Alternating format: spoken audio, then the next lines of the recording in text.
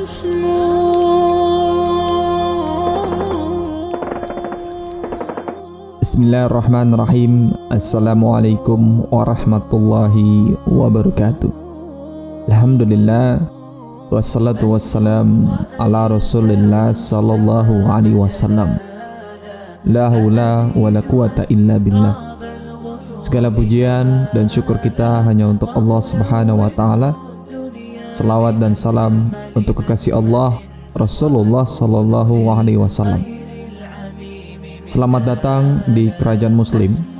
Pada channel ini kami akan menyampaikan hal-hal yang bermanfaat untuk kita bisa amalkan dan menjadi pelajaran penting untuk hidup kita semua.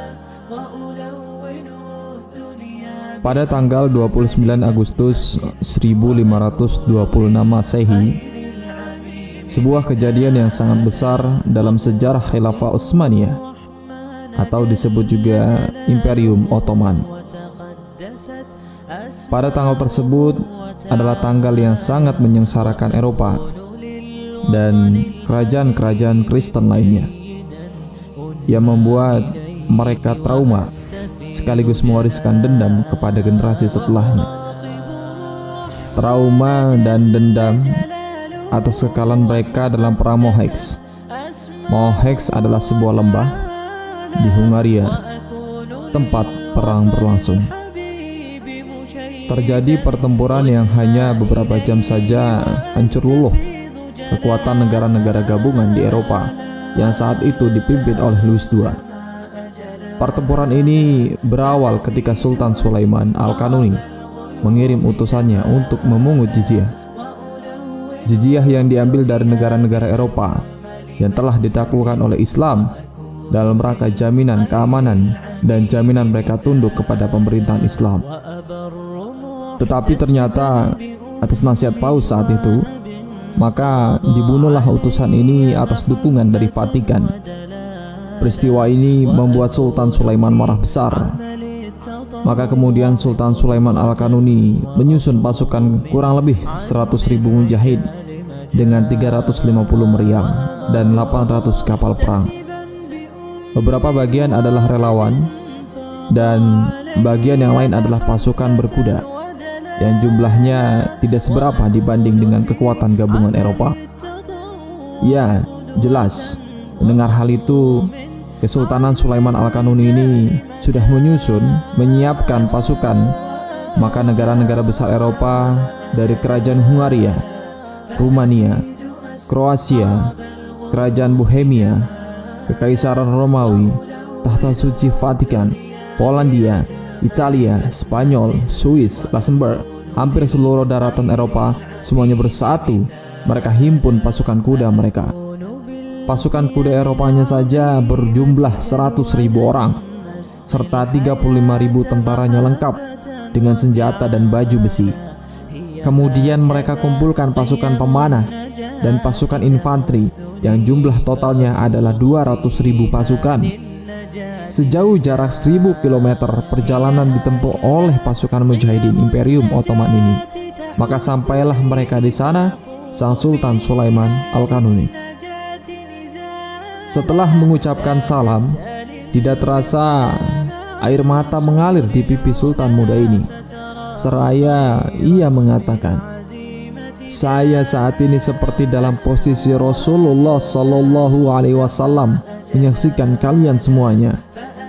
Ucapan Sultan Sulaiman membuat tentara Islam pecah dalam tangisan.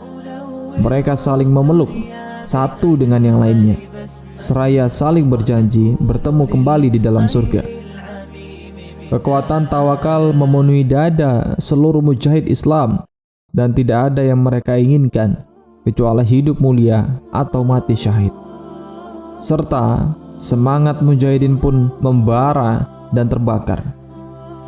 Pertempuran dibagi 3 barisan sepanjang 10 km. Bagaimana hebatnya strategi yang disusun oleh Sultan Sulaiman Al-Kanuni ini. Pasukan pertama adalah pasukan elit, yang mana pasukan ini adalah pasukan yang siap mati. Akan tetapi ditugaskan pasukan ini khusus untuk bertahan dan tidak boleh melakukan penyerangan. Sementara pasukan tengah adalah pasukan infanteri, pasukan relawan, dan pasukan berkuda. Adapun pasukan ketiga adalah beliau, yaitu Sultan Sulaiman Al-Qanuni dan pasukan meriam. Pasukan Eropa menyerang setelah sholat asar. Maka Sultan Sulaiman memerintahkan pasukan elit bertahan selama 1 jam saja. Kemudian ia memerintahkan mereka lari, dan Sultan Sulaiman Al-Qanuni memerintahkan pasukan lapis kedua untuk membuka jalan pelarian ke kiri dan ke kanan. Sesuai arahan Sultan Sulaiman, maka para pahlawan pasukan elit bertahan dengan gagah berani dan berhasil menghancurkan kekuatan Eropa dengan sempurna pada 2 penyerangan bertubi-tubi yang dilancarkan kepada Eropa. Dalam satu serangan saja habis 20.000 pasukan Eropa. Maka kemudian kekuatan inti pasukan Eropa serempak menyerang, dan tibalah saat melarikan diri dan dibukalah jalan untuk lari. Maka mundurlah pasukan inki syariah atau pasukan elit ini ke sisi kiri dan ke kanan, diikuti pasukan infanteri, sehingga jantung pasukan Utsmani ini benar-benar terbuka. Kemudian masuklah 100.000 pasukan Eropa sekaligus menuju jebakan jantung pasukan kaum muslimin. Dan inilah awal pembantaian itu. Maka mereka langsung berhadapan dengan meriam-meriam pasukan Utsmaniyah tanpa mereka sadari, karena ditutup pandangannya oleh pasukan elit atau pasukan inki syariah ini. Meriam-meriam itu langsung menyalak menyambut 100.000 pasukan Eropa yang tidak sadar telah masuk jebakan. Tidak sampai 1 jam, maka musnahlah pasukan Eropa. Semua dihantam meriam dari segala arah, menjadi kenangan hitam orang-orang kafir sampai saat ini. Sisa-sisa pasukan Eropa di garis belakang berusaha lari, menyeberang sungai. Apa daya, karena kekuatan dan berdesak-desakan, maka ribuan prajurit Eropa tenggelam di sungai. Akhirnya pasukan Eropa hendak menyerah, dan keputusan Khalifah Sultan Sulaiman Al-Qanuni ini yang tidak pernah dilupakan Eropa sampai sekarang, dan mereka mengingatnya dengan penuh dendam, yaitu adalah Sultan Sulaiman memutuskan tidak ada tawanan. Maka pasukan Utsmaniyah menyerahkan kembali senjata kepada pasukan Eropa yang ditawan agar mereka berperang lagi atau dibunuh. Akhirnya mereka kembali berperang dengan putus asa.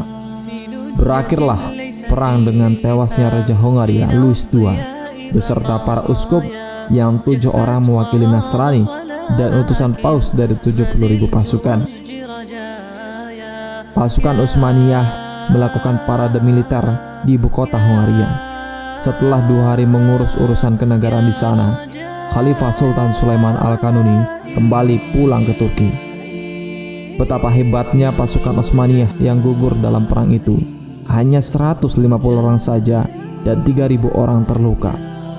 Selebihnya pasukan masih sempurna tanpa kurang suatu apapun. Ya, sampai di sini videonya. Semoga bermanfaat dan menjadi inspirasi untuk kita semua. Wassalamualaikum warahmatullahi wabarakatuh. Kitabullahi dusturi wa khairul khalqi uswatuna bisunnatihim jala nuri lihadiyil haqqi arshadana.